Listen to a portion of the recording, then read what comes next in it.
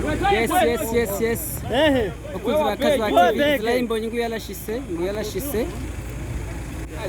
bakora mwakira. Yes, Kaza TV yama yahishikiye every time. Kaza TV ili kumwanya cyane nimukiri ubwoba turabaha amakuru yose.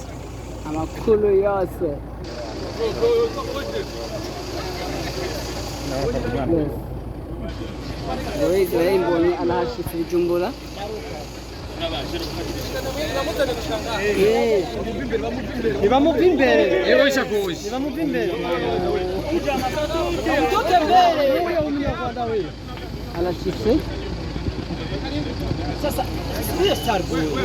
Karibu sana mu gihugu cy'u Burundi. Israel Mbonyi Kirita Unele aka Chris Brand. Yeah, right now, huh?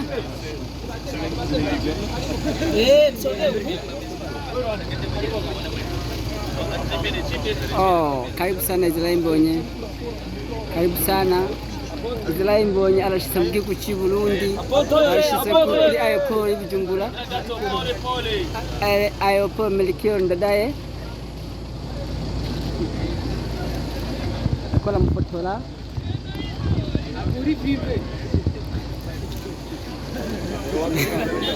Kongera ngo kuri filme.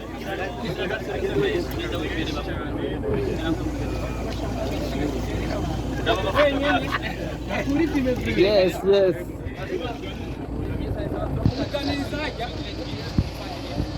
Eko Israel Mbonyi yarashitse.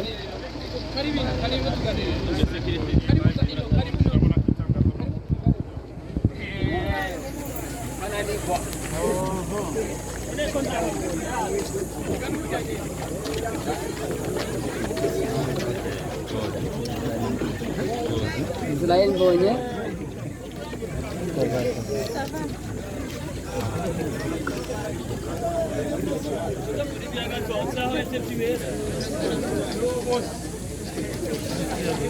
ni mumuzane ino gatoya. Karibu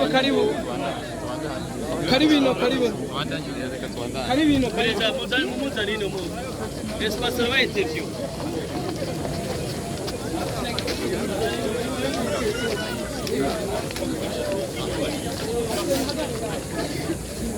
Gende hariya.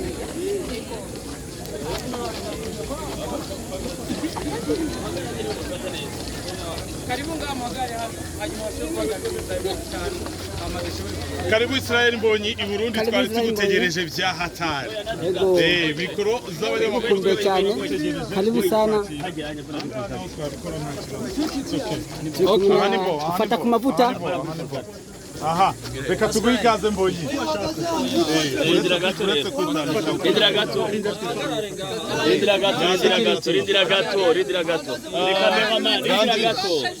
Abakameramani. Rindira gato. Abajeje ma image mbone hagarara he. Hagarare wenyine.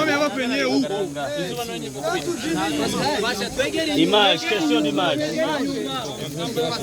Okay. Murindire rero turabwira ingene muza kubaza. Okay? Ibibazo kimwe cyangwa bibiri.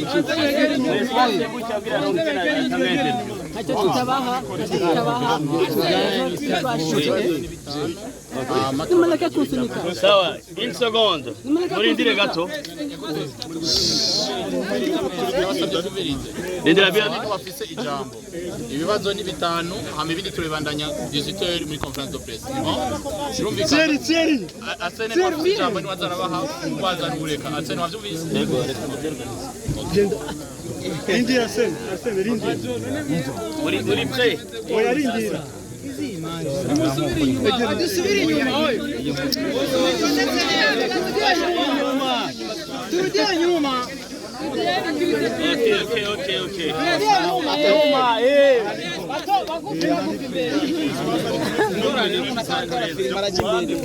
Okay, turatanguye.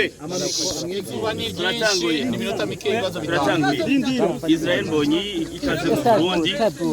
Je mu giteramo kizoba kugenekerezo rya 30 kuri Zion Beach muri 2022 na kabiri ugire n'ikindi kigenekerezo rya mbere kwezi kwa 2023.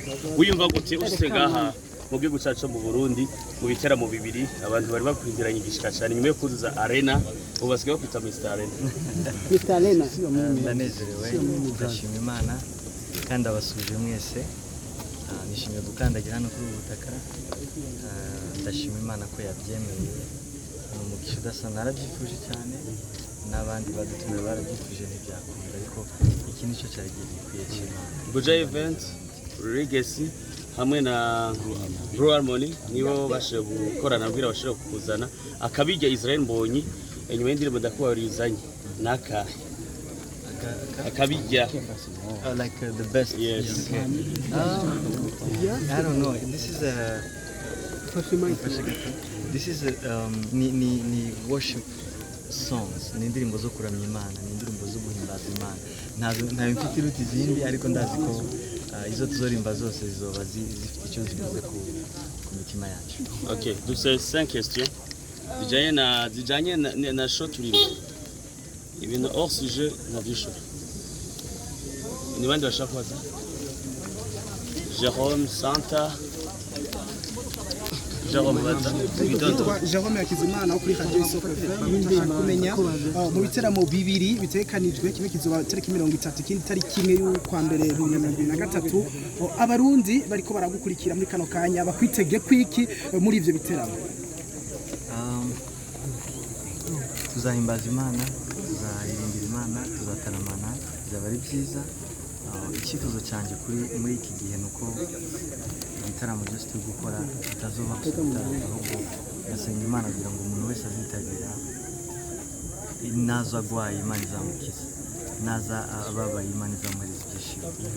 Kuririmba ntibibe kuririmba gusa ahubwo bibe isi y'iki gihe irakeneye ibitangaza n'ibimenyetso kugira ngo bamenye ko Imana ihari. Turakeneye abantu, turakeneye ko Imana itwereka mu bintu bifatika.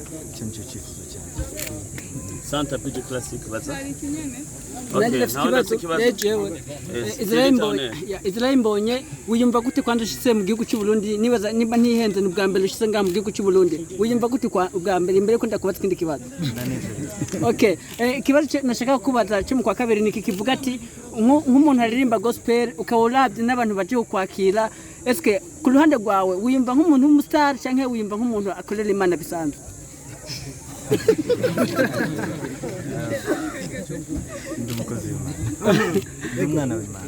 Ok, merci beaucoup murakoze. Ibindi bibazo ni muri conférence de presse. Merci beaucoup. Ni bon?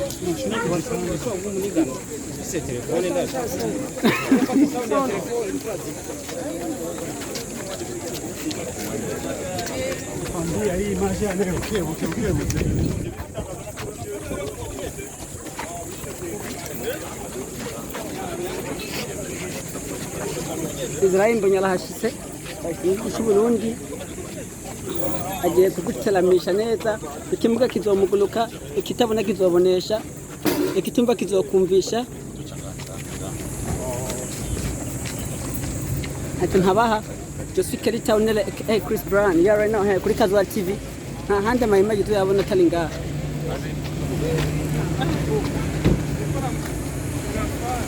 Alore mu modoka il parte.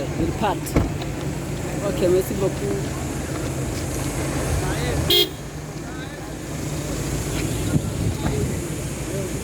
Ça y est.